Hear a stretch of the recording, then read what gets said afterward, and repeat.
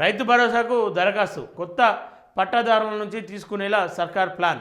సంక్రాంతి తర్వాత నుంచి అవకాశం, అనంతరం భరోసా నిధులు విడుదల అని చెప్తా ఉన్నాం. రైతు భరోసా కోసం కొత్త పట్టాదారుల నుంచి దరఖాస్తులు స్వీకరించాలని రాష్ట్ర ప్రభుత్వం యోచించినట్లు తెలిసింది. సంక్రాంతి తర్వాత అప్లికేషన్లు తీసుకునేందుకు కసరత్తు చేస్తున్నట్లు తెలుస్తోంది. ఇప్పటికే సీసీఎల్ నుంచి వానాకాలం సీజన్ తర్వాత పంటలు చేసుకునే రైతుల జాబితాను వ్యవసాయ శాఖ తెప్పించుకుంది. సంక్రాంతికి భరోసా నిధులు విడుదల అవుతాయని అంతా భావించారు. కానీ కొత్తగా పట్టాదారులుగా మారిన రైతులకు సైతం ప్రయోజనం అందించాలని భావిస్తుంది. ఇందుకు ముందుగా స్థానిక ఏఈఓల వద్ద దరఖాస్తు చేసుకునేందుకు సర్కార్ ప్రకటన విడుదల చేసింది. వచ్చిన అప్లికేషన్లను పరిశీలన తర్వాత జాబితాను ఉన్నతాధికారులు పంపితే ఎప్పుడు కొత్తవారి జాబితా సిద్ధం కానుంది. అప్పుడు కొత్తవారి జాబితా సిద్ధం కానుంది. కొత్తగా 70 నుంచి 80 వేల మంది అని చెప్తా ఉన్నారు.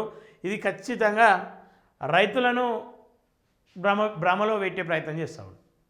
సంక్రాంతికి రైతు భరోసా వేస్తూ ఉన్నామని చెప్పేసి గతంలో స్టేట్మెంట్లు ఇచ్చి గప్పాలు కొట్టుకున్న ఈ గుంపు నాయకులు ఎవరైతే ఉన్నారో కాంగ్రెస్ నాయకులు ఇప్పుడు మౌనం పాటించకుండా దీనిపై మాట్లాడాలి. అరే పండుగ వస్తూ ఉంది, ఇన్ని రోజులు రైతుకు ఖర్చులు పెట్టుకొని ఉన్నాడు, దీన్ని ఇంకో నెల వాయిదా వేస్తారు పరిశీలన అని చెప్పేసి. అంటే ఈ రేపు మాపు అయిపోయేది కాదు. ఈ నెల వాయిదా వేసి రైతు భరోసాకు మౌనం పాటించే దాన్ని ఇది చేస్తున్నాం అది చేస్తున్నాం అని చెప్పేసి రెండో రైతు భరోసా వచ్చే సమయంకి దాన్ని వేస్తారు, దీన్ని ఆపుతారు. ఇది ఇటేయ్య లాస్ట్ టైం కూడా ఇట్లా చాలా అయిపోయినాయి. అయితే అలాగే రైతులకు ఏదైతే రుణమాఫీ చేస్తామని చెప్పించారో రుణమాఫీ పైన ఖచ్చితంగా రణమెత్తాల్సిన అవసరం ఖచ్చితంగా ఉంది. రైతుల రణను ఈ ప్రభుత్వం తట్టుకోలేదు. తక్షణమే రుణమాఫీ పైన మరొక స్టేట్మెంట్ ఇవ్వాలి. 2 లక్షలకు పైన ఉన్న వాళ్ళై కొంతమంది పేర్లు తప్పుపడ్డాయని చెప్పేసి ఇంకా అనేక మాటలు చెప్పిర్రు. మరి వాటిపైన ఎందుకు ఇంకా కూడా సరైన నిర్ణయం చెప్తలేరు, సరైన మీకు సమాధానం చెప్తలేరు? దానికోసం అని చెప్పేసి 1000 కోట్లు ఖజానా జమ చేసినాం, 18,000 కోట్లు పంచినాం, ఇంకా మిగిలినే ఉన్నాయి, అవి వంశం త్వరలో అని చెప్పుకుంటే దాదాపు ఏడాది 2 ఏళ్ళు దాటిపోతూ ఉంది.